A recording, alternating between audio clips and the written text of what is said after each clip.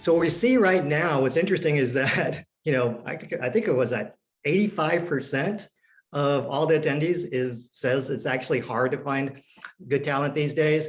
And I think this is exactly why everyone is on this on this webinar right now.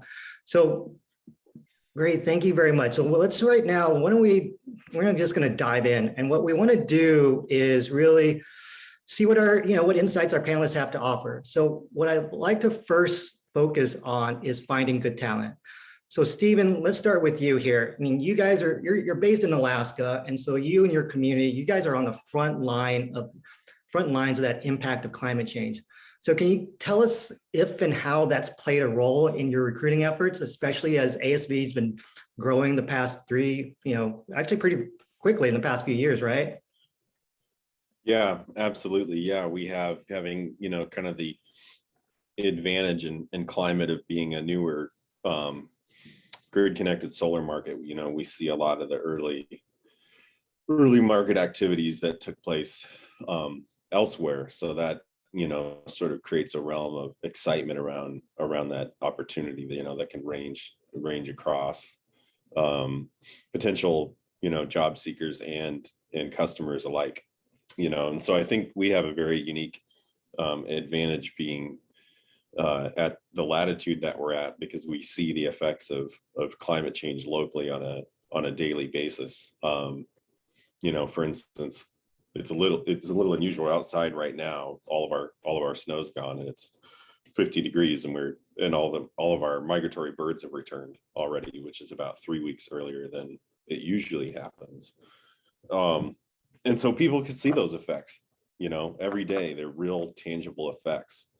And I think that plays into people's overall psyche when they're when they're in frontline climate states, to just raise that general awareness. And that plays into people's roles when they're, making everyday decisions, or, thinking about career choices. Like Alaska is a very oil and gas driven resource development state, and we get, customers and applicants alike that are sort of looking for what's next. That's another thing that plays a big role into it too, because they see the, sort of the diminishing resource up here.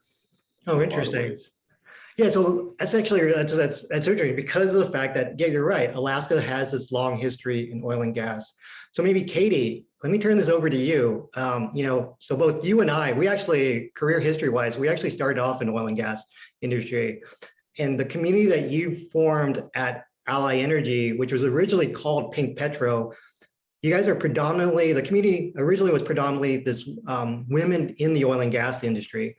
So let me ask the question, what's changing about this workforce that you're seeing, especially the ones that are part of that Ally Energy community?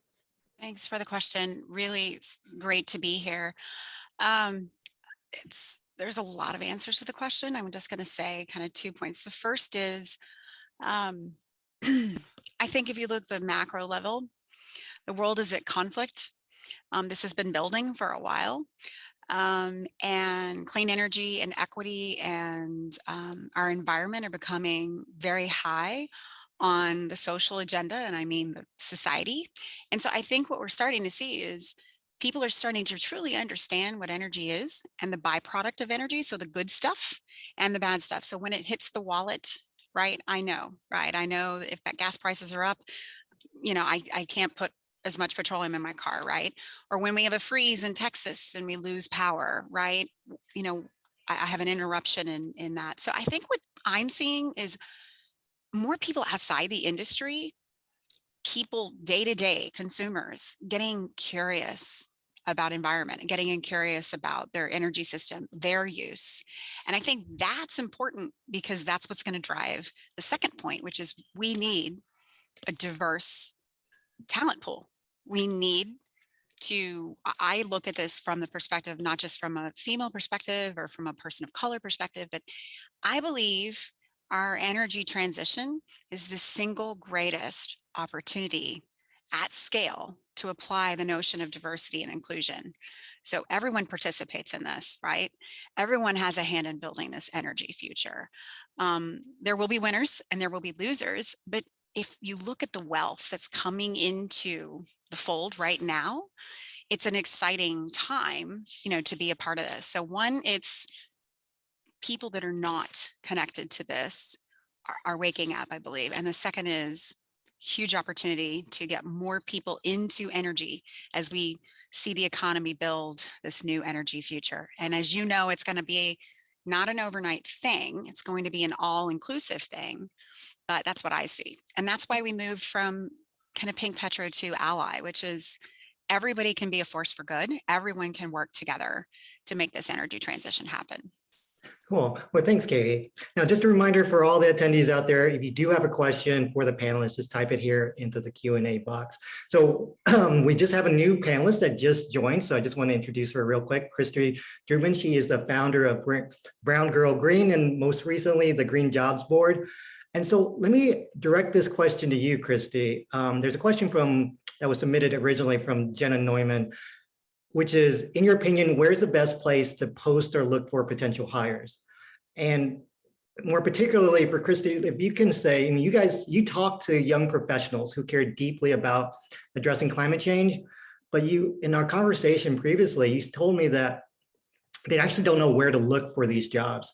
So can you tell us more about what you've heard them, the young professionals saying to you, and then can you answer Jenna's question of where the best place is to post jobs? Yeah, thank you so much and appreciate everyone's patience. Had some technical difficulties with my internet this afternoon. But yeah, hi, I'm Christy Drutman from Brown Girl Green. And yeah, I want to talk about my experience with young professionals. So I was also, I'm early in my career and when I was finishing university, I was struggling to find a green job or get into this career field. And yeah, there was career counselors on campus. And there was some jobs that were being listed on like Indeed and LinkedIn, but it was just like, you had to dig, like I had to dig and do all this research. And there are other like job boards that exist out there that are run, probably by older folks who are putting it in these databases, which is great, but it's like, how is this actually reaching, a budding workforce who's mostly on social media? And so I launched my Green Jobs Board back in August on my platform on social media. And it was kind of like a social experiment. I didn't really know how it was going to go, but it got all of this attention from so many young people, especially who were like, wow, you make it so easy. You just make posts and there's the jobs. And now we can actually reach out to those companies and follow them on social media and get to know their brand and what they're doing.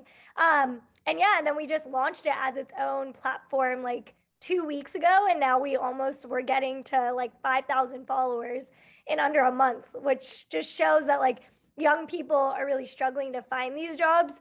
And I think it's really important that there's more outlets than just traditional websites to do that. So I'd say for people wanting to learn where to post jobs, I would say LinkedIn is great. Like there are a lot of young people who are still looking on LinkedIn for jobs, especially with like keyword searches. And the other thing is social media, like definitely using more of these platforms to engage young people like Twitter, Instagram, TikTok. Like I think these are things that especially people in like the energy sector should be thinking about because young people want to know, how do you start a career in this space?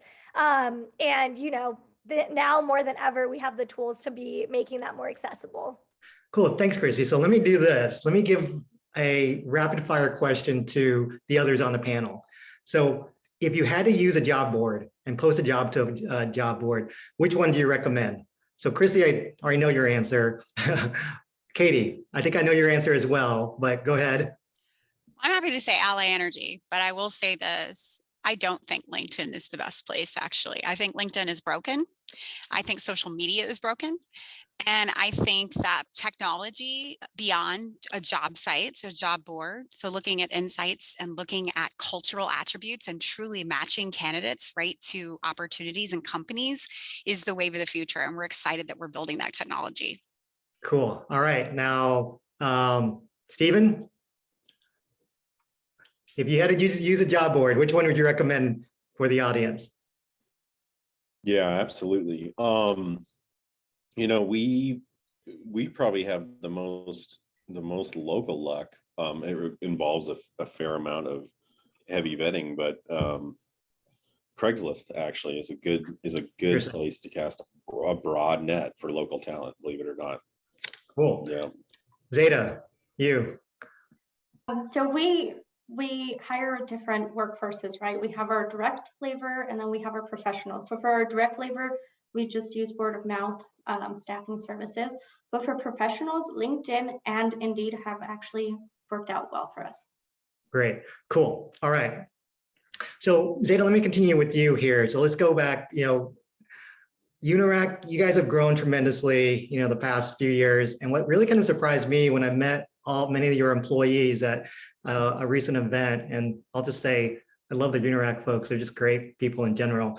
But what surprised me was that the employees actually came from backgrounds other than solar, even energy. So can you tell us more about Unirac's kind of hiring approach and how to find this good talent?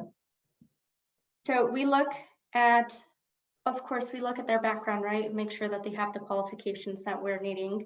But we want someone that would fit our culture. Culture is really big and we're really transparent about our culture, their behaviors, right? Communication style, collaboration. We're looking for people that are willing to take risks and that are not afraid to fail. If you're failing, that's fine. You get up, you learn, you move on.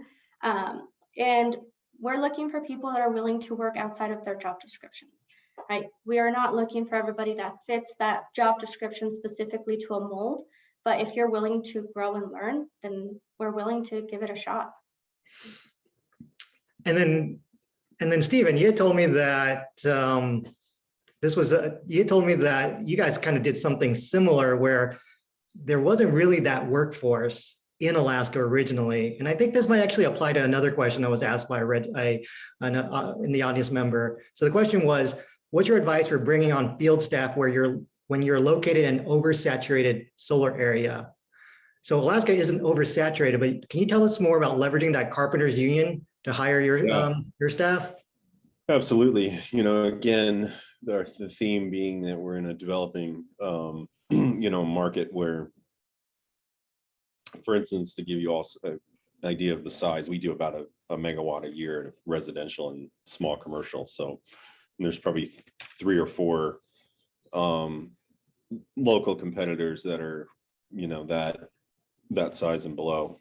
And so, starting 7 years ago, we had a pretty tough uphill battle to develop a local talent pool. And we found that through partnering with the Carpenters Union locally, we were actually able to boost the baseline talent level by drawing from and training carpenters above and beyond their carpentry training primarily, both at, in partnership with the Carpenters Union at their training center, but also through, manufacturer partners as well. Like a lot of our staff take Unirac's professional training courses, and they actually have a bunch of great certifications that we do in addition to a lot of our other vendors and partners. So we kind of bolster a baseline of sort of, talent and cultural fit, and then draw and build from that internally. Did you find one of your employees from the Unirac event that down in New Mexico? Yeah, we actually did. It was a Baywa event down in Albuquerque where we visited Unirac, and I actually had someone reach out to me about wanting to move up to Alaska, because that's another draw, is people, particularly in the summer, want to come up here and work, because we have nice, long, beautiful days. So this person was actually in Albuquerque. So when I was there visiting the Unirac folks, I actually interviewed her and got her all set up, and she ended up moving to Alaska and is still here. So kind of a cool story. Awesome. Well, thanks. So just a reminder for the audience, if you do have a question for the panelists, just type it into the Q&A box. We actually have one right now from Shelly Whitlock, and I think this might be kind of similar to a question that kind of just asked. So she asked, Working with solar companies around the country, I have found by far the hardest jobs to recruit are for our electricians, especially in Hawaii or some smaller towns with limited workforce in general. These people are hard to find. Are there partnerships or other methods other than posting jobs you recommend to find these candidates? So Stephen, you just talked about, joining up with the Carpenters Union. Katie, can you answer this question or address this question, especially coming from the fact that the oil and gas industry has a huge pool of technical staff and workforce with electricians that are actually commonly move around? What's your advice there? I'm so glad that you brought this up. So there's been a lot of work. So I work with the Department of Energy. I'm actually headed up there on Monday, where we're talking at a federal level around states and deployment of resources and helping to incentivize, right, for that. So if you look at the landscape, actually the fossil fuel industry has an interesting footprint, and it is an industry that has largely traveled, right, for work. It's used to, that kind of culture, right? What's disrupting this space right now, there are really three things. So this knowledge, this transition that, was supposed to happen, knowledge transition that was supposed to happen with the previous generation leaving the workforce. A lot of people retired. Okay, lots and lots of skilled talent retired. And at the same time, the trades area is very short. We've been short on STEM trade talent for a long time in this country. In fact, both parties agreed that this is something we can unite on. Jobs are important, right, in America. So there's a lot of stuff going on, from a policy perspective. How can we incentivize that? I think the thing from the oil and gas community is thinking about creative ways to plug current talent, right? And then upskilling talent. So when you hear like people are leaving their retail jobs because they want better paying jobs, these are great jobs, right? These are great jobs. So I think there's going to be a bit around how do we shift the workforce? Will this workforce move, right? Will it be mobile? And I think we need to look at the incentivization structure that's coming out at a federal and a state level. Because there's going to need to be some push for that. I know the employers do struggle with this. We have clients that are like, hey, I need 20 of these people, but we don't have enough in this region, right? How can we do that in a cost-effective way? Yeah. So speaking of that kind of like lifting, upskilling, Zeta, do you guys have some of those folks coming from those diverse backgrounds, not in solar, what is y'all's training program? And then how do you use that to kind of sell the job or the job opportunity? So the training program is basically on the job training, right? What's better than on the job training? We of course have the product training in-house and all of the other HR trainings that you need to do, but you learn better when you're hands-on with everything. What was the second part of that question? I was curious, like, how do you use that?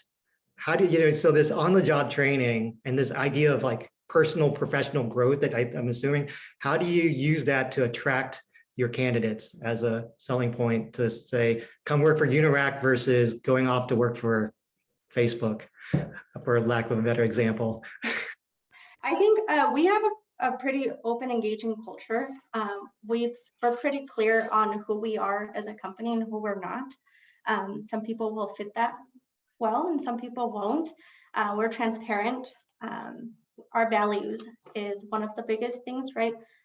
So one of them is we win as a team. We're very competitive and we like to win, but we all win together. We win as a team. So I think when someone wants to be part of a team and wants to be gritty, then that kind of word of mouth goes around, and then you get people that attracts people, and then you bring in more candidates, and then people start knowing about our culture. I know Steven's been here, and maybe he can talk about how we operate here in-house, but I like to think of us as just gritty, willing to be transparent, and very competitive. Okay. I'm going to ask the entire crew here. So there's this question like, so what you're talking about was culture, about this growth. So, especially relative to oil and gas, solar generally has a reputation not paying as much. So there's something termed as the solar discount. How have you come across candidates who are coming from the other industries, from the tech industry, from the oil and gas industry, from finance, for example, saying, hey, I want to come into this. And so, and there may be a big gap from where they were. How do you guys approach that in saying, and overcoming that to hire that best talent? Christy, do you have maybe let me ask Christy first, and then maybe Stephen, see if you've got some thoughts on that. So Christy, do you have any thoughts on that at all? I mean, something that we're starting to do with the Green Jobs Board is we're starting to communicate, like, if you came from X industry and have these transferable skills, like this is how it would translate into that field. And at the end of the day, like, I think there are better paying jobs out there, but it's like, it's not just like easy to find. And there are those gems, but a lot of what we get is like crowdsourced from like companies and organizations that like share that with us. And so like to do that kind of like research into where the good paying jobs are, again, like it's hard to like source that. And I think even the ones that do exist, like they're not necessarily publicly posted as much. And so I think it's also like an issue with like getting those resources to like share with people. But I think, you know, with the quote unquote solar discount, we say like, you know, these are transferable skills, and the more people we do get into this workforce, like there will be, you know, more of that demand and higher pay down the line. So it is a longer term investment. And so I think that's something that we definitely have been exploring, because we've gotten messages like that quite a bit. Yeah. Do you have any thoughts on that, Stephen? Yeah, I think for us, as an employer, it's required us to get creative and innovative with how we, package our benefits, but also our cultural aspects into, how we present our jobs as career opportunities for potential employees. I think more and more cultural fit, is both something that companies can greatly benefit from, but employees as well, because you're actually creating brand ambassadors and champions in your staff, in the community. And I think that's attractive to a lot of people to be able to have that role and receive that trust from your employer. Yeah, I'll say, like, from our perspective, from Bodhi's perspective, I'm going to answer this even though I'm moderator. What we have found is that, solar is still, even though it's been around, it's maturing, and there's a lot of growth, and therefore there's a lot of excitement. And so what we tend to tell our candidates is that they get a chance to come in on the ground floor of a fast growing company, but also working with highly collaborative folks who are really driven by the mission. And that allows us, and then in the end, we do find some of those candidates who are like, hey, that doesn't, I'm making a lot more right now. Well, that also suggests that maybe you're not the right cultural fit. So I think that's something that I wanted to add. We've got a question here that's being asked in the chat. So this was from Marcio Cherish. He said, as Katie mentioned, people are starting to get more curious about energy, how they are consuming it, et cetera. Do you find it hard to hire professionals with customer experience background to address this need, or do you see companies looking for this kind of professional? So first off, Katie, I want to give this a chance for you to answer this, but to more directly, Bodhi is hiring. We are a customer experience platform. So anybody that might be looking for customer experience jobs or want to be in that space, direct message me. So Katie, you have any insights to add to that? I actually think this is an emerging space. So we always talk about it, Ally, know your number. Nobody likes stepping on the scale. I don't know about you guys, but I don't. But when right, like I charted out my household emissions and was very depressed by knowing, right, how much I'm contributing to it.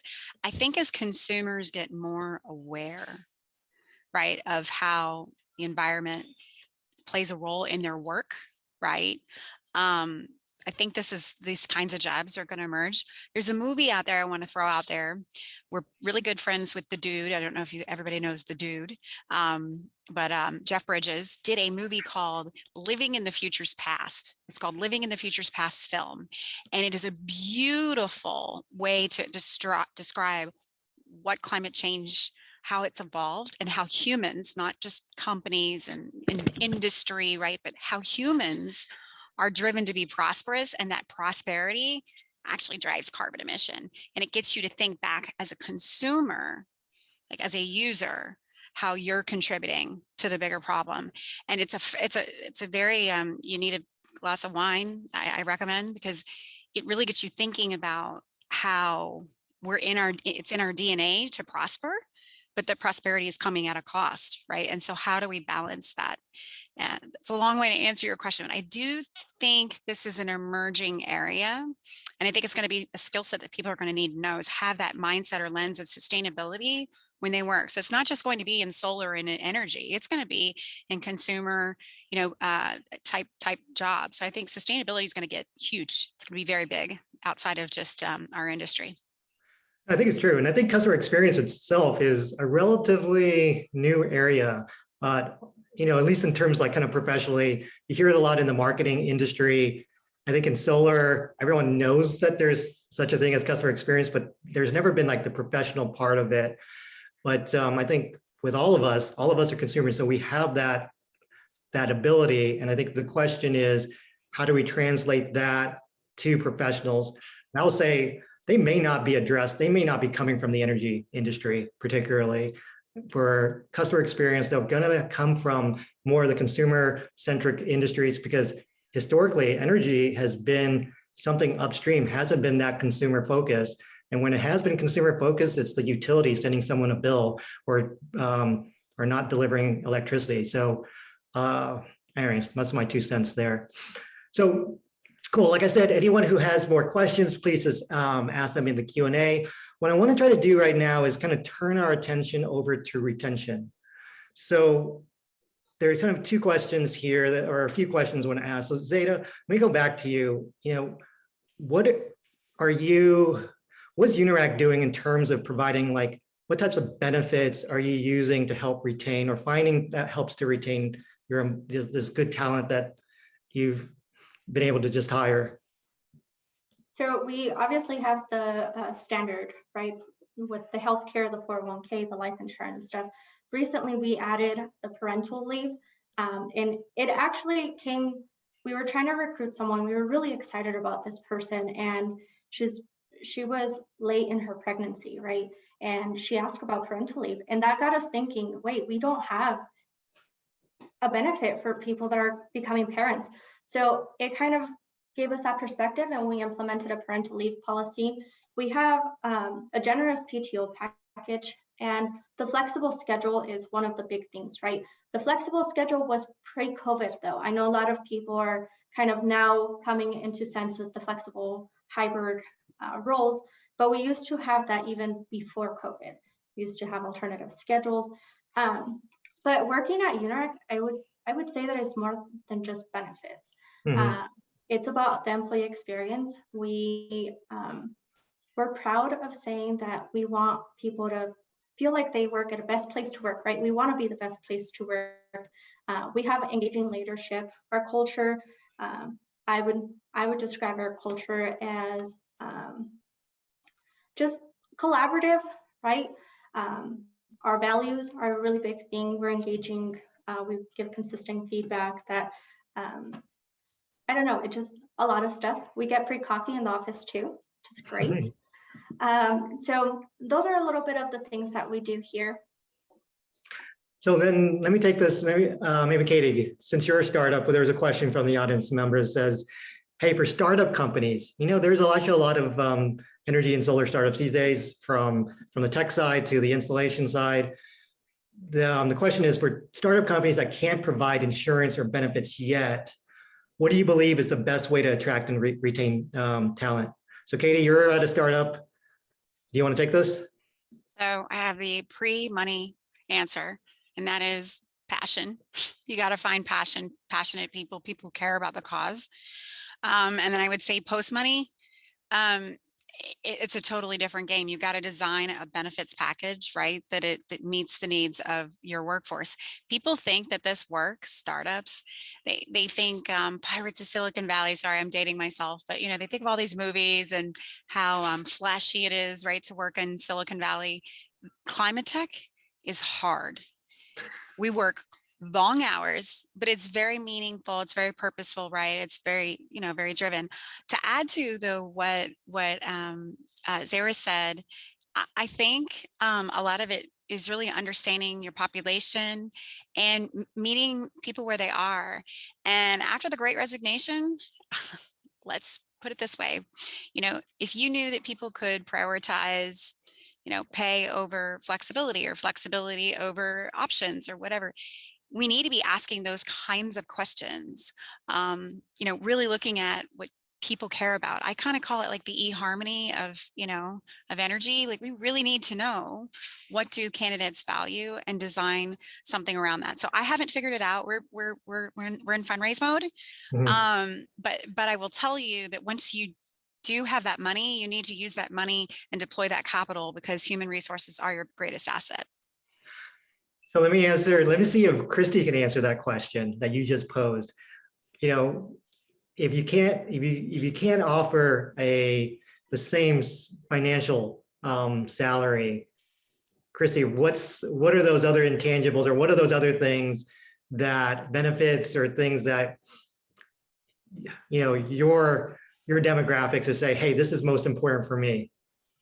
Yeah, I would just say that, like, especially people who follow my green job board, it's about diversity and inclusion. There's not a lot of people of color in this field, frankly, and not a lot of women of color in this field. And that's why a lot of people got really excited about me launching this platform, because they felt like most job boards out there just don't have a lot of diversity. And it's like, how are you going to reach people in that way to create work environments that actually feel conducive to that? And so for me, I feel like it's really important that if you are maybe not going to give like the best funding, that you have a type of work culture that has gone through proper diversity and inclusion training, and consistently has metrics on that you provide mentorship and opportunities for career growth. That's not just going to put people, especially young people, into a hierarchy. Like, young people will leave if they don't like a work environment. Like, that's the amazing part of the people in my generation that I'm really proud of, is that we will leave toxic work environments, and we're not ashamed of it. And so I think companies need to figure out, how are they going to reshape themselves to meet this very large and growing workforce that is caring about these things, are very naturally like socially progressive, and wanting to see that shift towards a more sustainable world, but want a work environment that actually matches that need. And I don't think a lot of companies have caught up to that necessarily. And I think that is something that, if you can't provide the best payment, that if you know that your values and the ways in which you're going to recruit, retain, and create a culture where people feel welcomed and that they are going to receive the skill set they need to keep building their career, I think that those are way more valuable than maybe even monetary payment, as they'll feel like they're actually going somewhere and they're not just a number or a token being put into your place of employment. So that's like mentorship. Do you think those companies need to do anything more on top of that? I would say, in our pre-conversation, I said, building out things like fellowships, incubators, things that are actually going to have them come up with products and maybe things that will help build their portfolio and their career beyond just getting hired. I think that those kind of like professional development pipelines, starting from even high school and undergrad to the early workforce, is going to be really important for people to be thinking, we want to build a multi-year relationship with a potential group of candidates or a demographic. It requires building out that programming is really important. Okay, cool. Thank you. All right, I'm going to turn the tables just a little bit now. We've got actually a question from a job seeker. And so the question is, how can solar workers be more visible to installers, energy providers searching for solar talent? So Stephen, I'm going to direct this question to you. And so let me rephrase it though. How does a good candidate actually get your attention and stand out from the crowd, from that stack of resumes that are probably sitting on your table? on your desk? You know, for me, it's really about a candidate's willingness to learn and understand our company values, you know, to seek out an understanding of that initially, because it permeates so many aspects of what they do, you know, and hopefully that translates after time, because that absolutely takes time to develop, you know, into formulating mission champions, you know, that actually they can uphold your values when you're not physically there. You know, like that's what you ultimately hope for, right? That you know, that you could see an interaction where an employee is upholding your values without a watchful eye. You know, like that's something that's very hard. How do you, so how do you get that? How do you tell from that applicant that they would be able to do that? How does it stand out? I mean, let's say you're sorting through all these different, like 10 candidates that have applied through your job board. And, you know, most of the time people only spend a few minutes looking across probably actually 30 seconds looking across a resume. What do you do? What's a characteristic of a candidate that stands out? Do they like reach out to you personally? Do they find someone to introduce themselves to you? What's that way where you're like, hey, this is the type of person that I know fits our culture versus all these other ones that are that have applied? Yeah, curiosity and preparation, you know, for me are huge. Like if a candidate comes to us and has read through our website, has reviewed our social media, knows the kind of work that we do, you know, like I'm going to respond to that person because they put in effort to understand how we do business. And that, to me, that goes a long way. Cool. All right. So really appreciate that. So what we're going to do now is we've got just a few 10 minutes left. Actually, I want to do one quick thing where I got one last question for each of the panelists. So it's the same question, and I want each of you guys to give me a little bit of a concise answer here. What is one super practical, tactical thing that each person here that's listening in the audience can go back and try at their business right away? So let's start with you, Katie. One thing, well, one thing. We've talked about the C word, culture.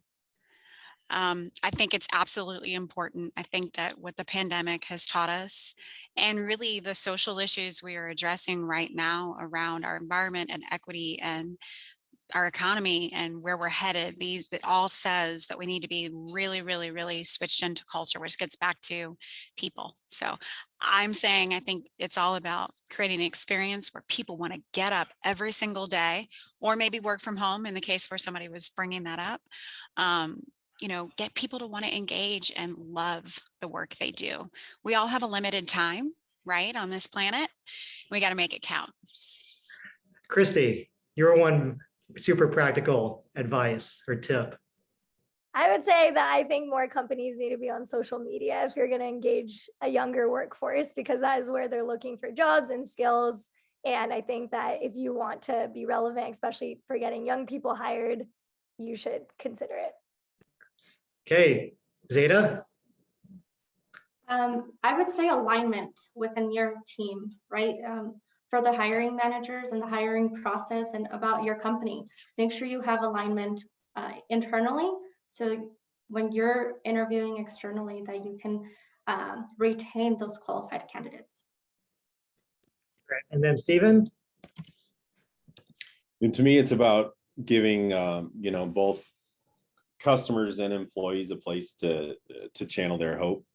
You know, like we want to create people that want to see, you know, positive change in the world, and giving people a vehicle to put that behind, whether it's with their investment or their time or their career. You know, like that's a goal of ours, to give people that road, you know, making about the positive aspects that thoughtful change can bring.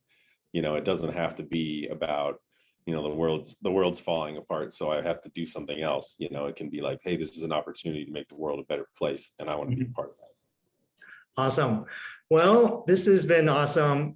This has been a great conversation. I'm sure the audience has still tons of questions, though, that they still want to ask you. So what we're going to do now is we're going to move to breakout rooms where you're going to be able to speak directly with each panelist.